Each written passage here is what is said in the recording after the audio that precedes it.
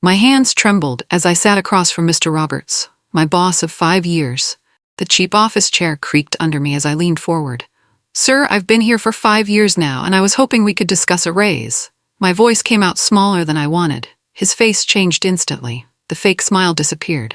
"A raise?" He slammed his fist on the desk. "Are you kidding me, Rachel? In this economy, with your performance?" My stomach dropped.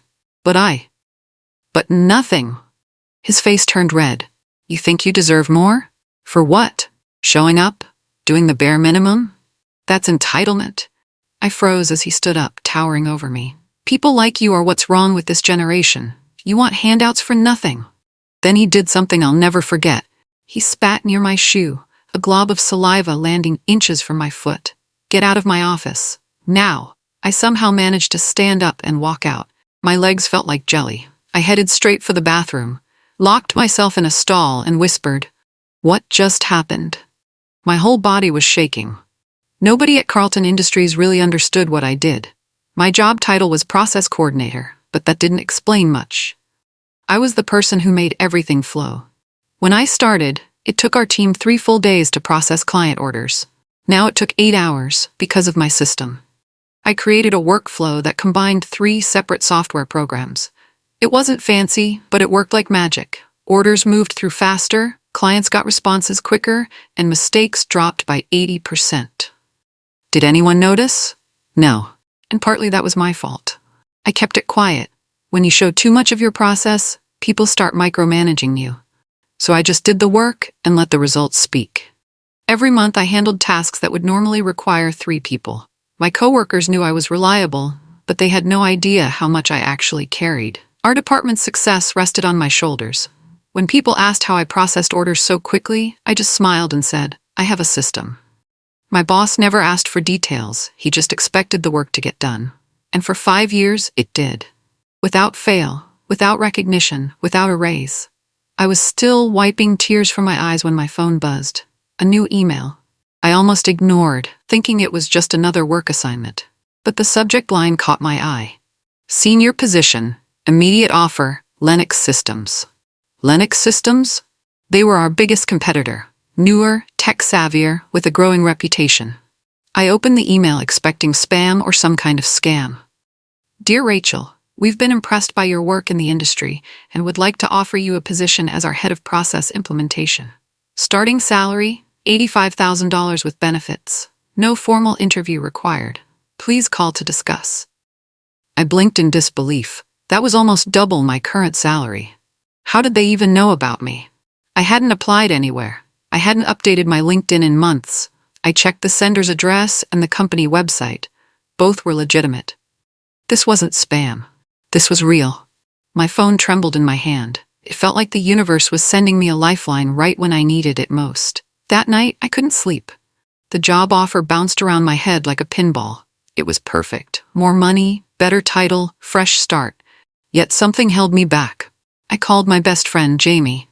"I've been at Carlton for 5 years," I said. "I can't just walk away." Jamie sighed through the phone. "After how your boss treated you, Rachel, that's not loyalty, that's Stockholm Syndrome." Maybe there was a misunderstanding.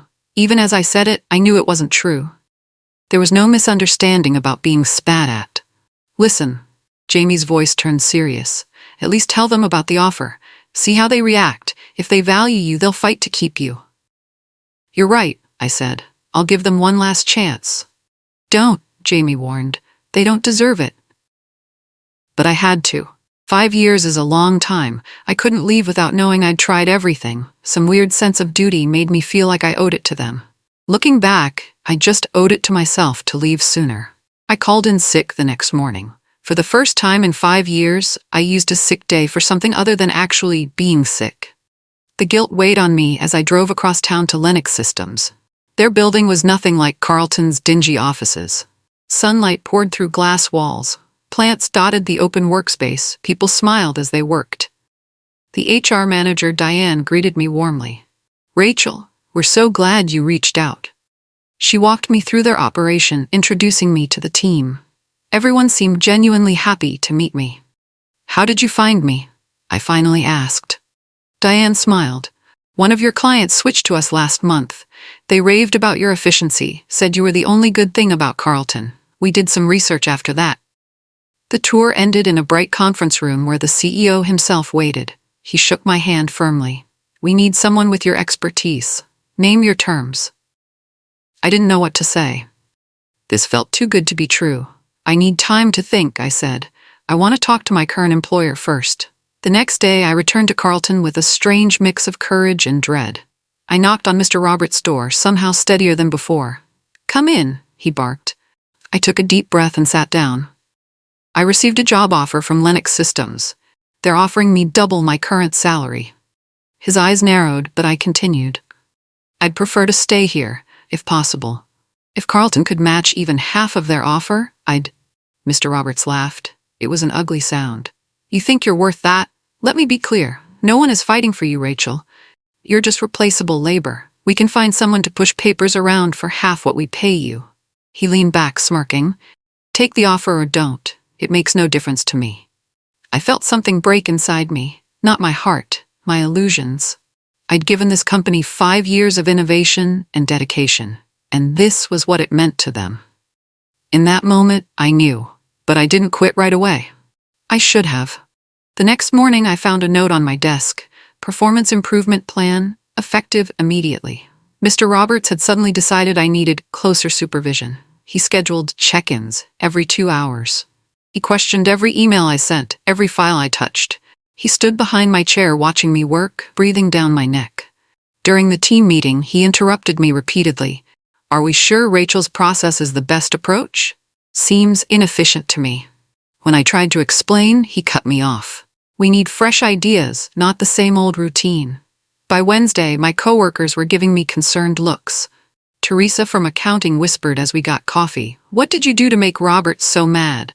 I asked for a raise, I said quietly. Her eyes widened. Oh, honey, nobody does that here. Thursday, he criticized my monthly report in front of everyone. Sloppy work, he announced, though it was identical to every report he'd praised before. Friday, he accidentally deleted one of my client files, then blamed me for not having a backup. It was the longest week of my life. Monday morning, Mr. Roberts called me into his office again. Your performance isn't improving, he said with fake concern. I'm thinking we need to extend your improvement plan another month. I knew what he was doing. He wanted me to quit so he wouldn't have to pay unemployment. He was building a case to fire me with cause. I sat there looking at his smug face, and something inside me just broke free. 5 years of being undervalued. 5 years of making him look good while he treated me like dirt. Without a word, I walked back to my desk. I opened Word and typed 2 sentences. I hereby resign from Carlton Industries, effective immediately. Thank you for the opportunity. I printed it, signed it, and walked straight back to his office. His eyebrows shot up when I handed him the letter. Effective immediately? That's unprofessional. You need to give 2 weeks' notice. I just shrugged. Like you said, I'm replaceable. His face turned purple with rage. I returned to my desk to gather my things. Mr. Roberts stormed after me. Where do you think you're going with that laptop? He demanded loudly, making sure everyone could hear. That's company property. The entire office went silent. I could feel all eyes on us. I turned to face him. This laptop? When I asked for one 3 years ago because the company desktop kept crashing, you said I was lazy and entitled. So I bought this myself. His mouth opened, then closed. I unplugged my printer. This too. And this headset. And this router that fixed the internet problems in this corner of the office. One by one, I disconnected my equipment.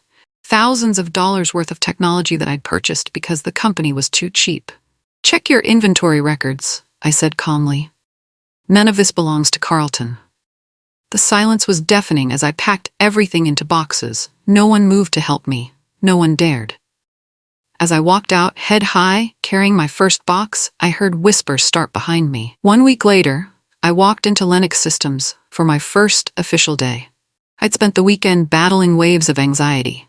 What if I wasn't good enough? What if this was all a mistake? I stepped off the elevator on the 3rd floor and froze. A huge banner stretched across the entrance. Welcome, Rachel, our new process guru. The team stood waiting, applauding as I walked in. On a table sat a cake with Team Hero written in blue frosting. Diane hurried over. Too much? We're just so excited to have you. I couldn't speak. 5 years at Carlton, and the most recognition I'd gotten was a generic Christmas card signed by the office manager. We have your workstation all set up, Diane continued, leading me through the office. Top of the line everything. If you need anything else, just ask. My desk had a welcome basket, a brand new laptop, and a small plant with a card. Grow with us. For the first time in years I felt seen, actually seen. I had to blink back tears as my new team gathered around to introduce themselves. During my second week, I met with Ben, the CTO. I planned to explain my workflow system so they could implement it company-wide. I pulled up my flowchart and started explaining. So I basically combined these 3 software functions with a custom macro that... Wait. Ben held up his hand, staring at my screen. You built this yourself? I nodded. It's pretty simple, really. It just eliminates redundancies in... Rachel, he interrupted again. This isn't just smart. This is patentable. I laughed nervously. What? No, it's just a workflow. Ben shook his head, excitement growing in his eyes. It's an innovative process that solves a specific industry problem in a non-obvious way. That's literally the definition of a patentable business method. He pulled out his phone. I'm texting our IP lawyer right now. We need to protect this. My mind reeled. Patentable? My simple system that Carlton never even bothered to understand? But, I stammered. We'll help you file it under your name, Ben said. Lennox will license it from you. You'll get credit and royalties. I sat there, stunned. My little system was apparently worth protecting. I'm not a genius, I protested the next day when Ben brought in Sophia, the IP lawyer. It's just a workflow I came up with to save time. Sophia smiled patiently. Let me explain what makes something patentable. She laid out 4 criteria. The process had to be novel, new, non-obvious, not something anyone would think of, useful, and it had to produce tangible results. Your system checks all those boxes, she explained. You combined existing technologies in a way nobody else has, creating efficiencies the industry hasn't seen before. I still wasn't convinced. But what if someone else is already doing this? We've run a preliminary search, Ben said. Nothing like it exists in the patent database. Sophia pulled out some papers. If you're willing, we can start the application process today. Lennox will cover all the costs. I hesitated, then thought about Mr. Roberts dismissing my work for years, calling me replaceable. Okay, I said finally, let's do it. I signed the papers, still not fully believing this was happening. My simple solution, created out of necessity, might become an actual patent with my name on it. Meanwhile, at Carlton Industries, chaos reigned. 3 weeks after I left, clients were calling daily to complain about delayed orders. The 3-day processing time I'd reduced to 8 hours was now stretching to 5 days. Teresa, my former coworker, texted me updates. They hired 2 people to replace you. Neither one understands your system. Roberts keeps telling everyone you didn't document anything properly. Is that true? I laughed at that one. I'd left detailed instructions, 3 separate manuals in fact, but they were probably still sitting in the folder Roberts had never bothered to open. Another text. CEO came down today. Furious about the backlog, Roberts blamed the new hires for being slow learners. I felt a twinge of sympathy for whoever had replaced me. It wasn't their fault. They didn't have 5 years to develop and refine the process like I had. More texts poured in. Lost the Hendricks account today. Johnson threatening to leave too. Everyone's working overtime. I didn't reply to any of them. That wasn't my world anymore. My phone rang with an unknown number while I was having lunch with my new team. Rachel speaking, I answered. Rachel? Hi. The fake cheerfulness in Mr. Roberts' voice made my skin crawl. How are you doing? Settling in well at the new place? I stepped away from the table. What do you want, Mr. Roberts? He cleared his throat. Well, we're having some transition challenges with your replacement. Nothing major. Just wondering if you might be able to come in for an afternoon and walk her through some of your processes? The audacity was breathtaking. There's nothing to walk through, I replied coldly. I left detailed documentation. Yes. Well, sometimes it helps to have the personal touch, you know? We'd compensate you for your time, of course. Actually, I said, there is a way I can help. Lennox Systems is preparing to license my workflow process. I can have our legal team send over an agreement. Silence on the other end. Ben, license? What are you talking about? My process is being patented, I said, but don't worry, it's available for licensing. The next day, Sophia helped me draft a licensing proposal for Carlton Industries. The annual fee, $250,000. Is this normal? I asked, staring at the number. For proprietary business method patents? Absolutely, she assured me, especially considering the efficiency gains it provides. We sent the offer over. 2 hours later, my phone exploded with calls from Mr. Roberts. I let them go to voicemail until finally picking up on the 5th try. $250,000? He shouted, skipping any greeting. Are you insane? That's more than 10 times the raise you asked for. I held the phone away from my ear. How special is your little trick anyway? We'll figure it out ourselves. I waited until he ran out of breath. That's your choice, of course. Good luck with that backlog. This is extortion, he spluttered. No, it's business, I replied calmly. You taught me that people are replaceable. Processes, it turns out, are not. I ended the call and blocked his number. My hands were shaking, but not from fear this time, from power.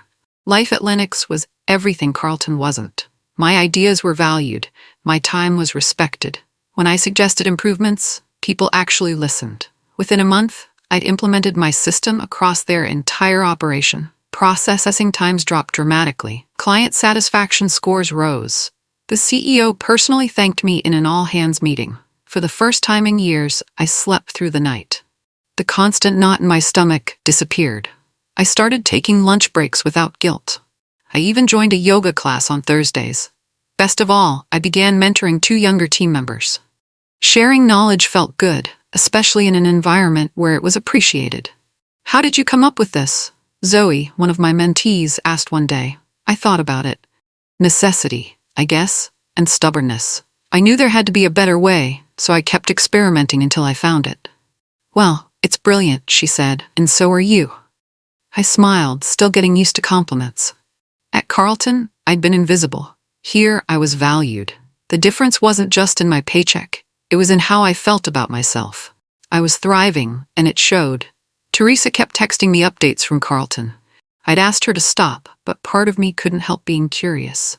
We lost the Peterson account today. That's 4 major clients this month. Roberts got chewed out by the CEO again. The backlog is now at 8 days. 3 more people quit this week. Everyone's working mandatory overtime. A small, petty part of me enjoyed hearing about Carlton's struggles. Was that wrong? After years of being undervalued, wasn't I entitled to a little satisfaction? Then came the text that changed everything. They're talking about possible layoffs. People are scared, Rachel. That hit me differently. The regular employees at Carlton weren't to blame. They were just trying to survive under terrible leadership, just like I had been. I felt a stab of guilt. Was I punishing the wrong people by withholding my system? Then I remembered Mr. Roberts' smirk when he called me replaceable. The glob of spit near my shoe. The week of torment before I quit. Some lessons needed to be learned the hard way. Carlton tried a different approach. The CFO emailed me directly. Dear Ms. Williams, we'd like to discuss terms for licensing your workflow system. While $250,000 exceeds our budget, we're prepared to offer $75,000 annually, which represents a significant investment for our company. I forwarded it to Sophia, who laughed. They're desperate. Hold fang. That afternoon, Mr. Roberts somehow got past my block and called from a different number. Rachel, be reasonable, he said, his voice stripped of its usual arrogance. We can't afford $250,000. The company is struggling. That sounds like a management problem, I replied. Just tell me what you want, he pressed. A public apology? Your old job back with a raise? Name it. I thought about what I really wanted. Not revenge, just recognition of my worth. The patent wasn't created for Carlton, I said finally.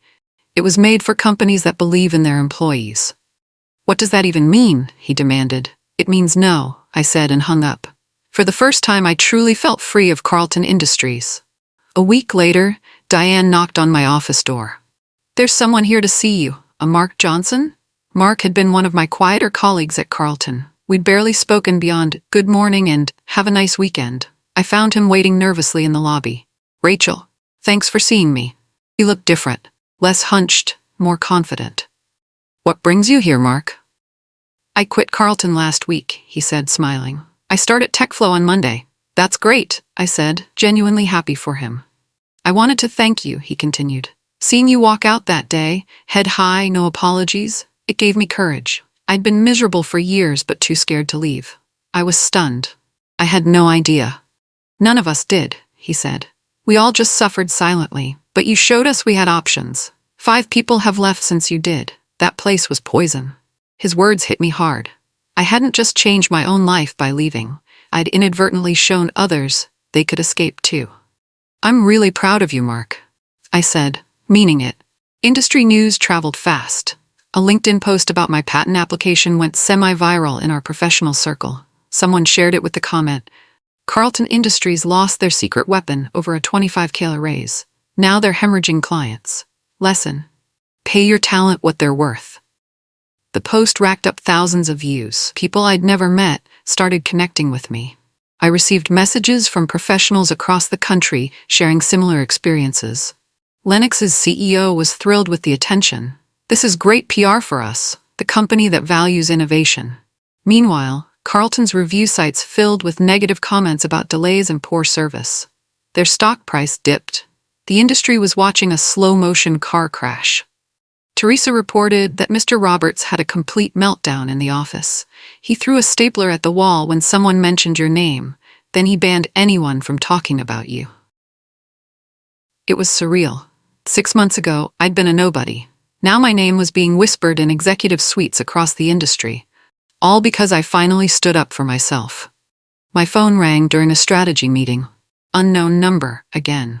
I was about to decline when Ben whispered, could be about the patent, so I stepped out to answer. Miss Williams? This is Alan Prescott, CEO of Carlton Industries. My heart jumped. I'd never spoken directly to Carlton's CEO in 5 years there. Mr. Prescott, I said carefully. What can I do for you? I'll be direct, he said. We're interested in your licensing terms. They're unchanged, $250,000 per year. He cleared his throat. Look, I've reviewed the situation. What happened with Roberts was unfortunate. I apologize for how you were treated. An apology from the CEO? Too little too late. I appreciate that, but my terms are now $1 million per year. What? He spluttered. That's outrageous. We can't possibly. Goodbye, Mr. Prescott. Wait, he said quickly. We can't do $1 million, but would $350,000 work? We're struggling here, Rachel. I almost wavered. Then I remembered 5 years without recognition. My terms are firm. Good luck with your backlog. I hung up, feeling strangely calm. 6 months after leaving Carlton, I was invited to speak at the annual Industry Tech Conference. My topic: when loyalty becomes exploitation, recognizing your professional worth. Standing on that stage, looking out at hundreds of faces, I felt none of my usual anxiety. I spoke from the heart about recognizing value, your own and others, and how companies that fail to do so ultimately fail themselves. Loyalty should be a two-way street, I concluded. When it's not, it's just servitude in disguise. The applause was thunderous. People lined up afterward to speak with me.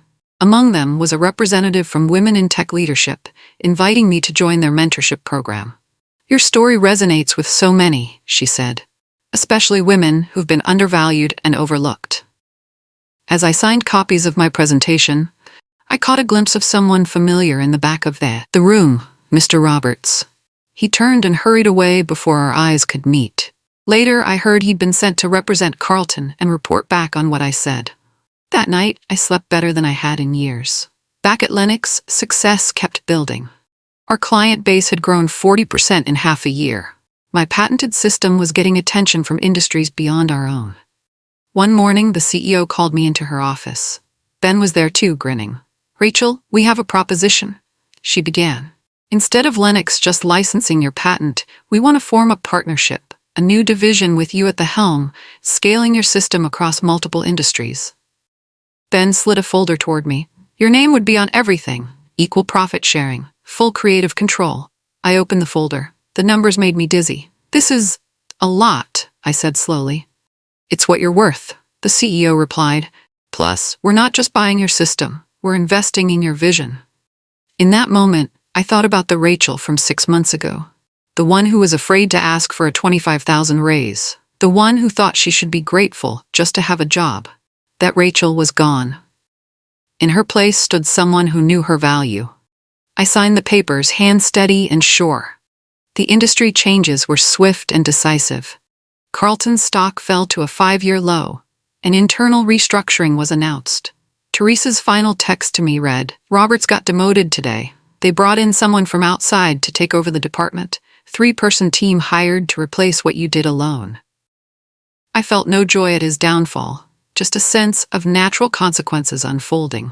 He'd sown disrespect and reaped its harvest. Word circulated that Carlton was under investigation for toxic workplace practices. Multiple former employees had filed complaints, creating a pattern that couldn't be ignored. Meanwhile, Lennox thrived. Our partnership launched with glowing coverage in tech publications. My process, once dismissed as a little trick, was now hailed as revolutionary. Former colleagues reached out, congratulating me, some asking for job recommendations. I helped where I could, remembering Mark's words about showing others they had options. The industry was watching, learning. Companies started examining their own retention practices, wondering if they too were overlooking their secret weapons. One lesson was clear: no one is truly replaceable when they're bringing unique value. 1 year after my dramatic exit from Carlton, I sat in a sleek studio for a tech magazine interview. Lights glared, cameras pointed at my face, but I felt completely at ease. "So what started all this?" the interviewer asked. "Was there a moment when you knew you had to make a change?"